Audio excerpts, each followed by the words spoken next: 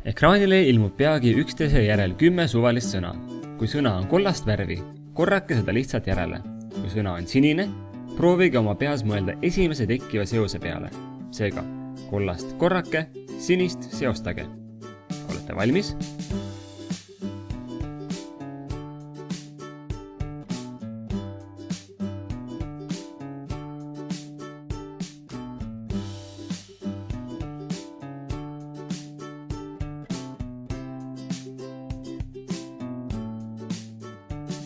Kuidas läks?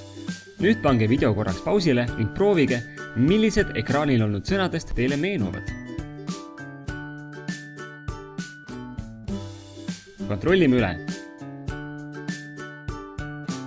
Üldiselt meenub inimestele rohkem neid sõnu, millega sai loodud seoseid. Kohe selgub, miks see nii on ja mida see katse ütleb meie aju kohta. Mingit sõna lihtsalt järgi korrates tekib ajus konkreetne seos selle sõna ning teadmise vahel, et sõna on nimekirjas olemas. Tekkinud mälujälg on justkui kitsas teerada pika muru sees. Sõnaga mingi seose loomisel töötleb aju seda palju põhjalikumalt, sest vaja on mõelda ka sõna tähendusele. Nii aktiveerub rohkem erinevaid ajupiirkondi. Selline mälujälg on justkui muru sisse tallatud keeruline teeradade rägastik.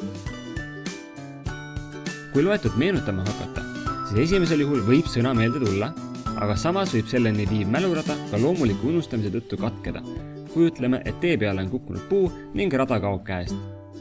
Teisel juhul on aga palju suurem võimalus sõnale ligi pääseda, ka hoolimata mõningasest unustamisest, sest mälujälgi, mis sõnani viivad, on tekkinud oluliselt rohkem.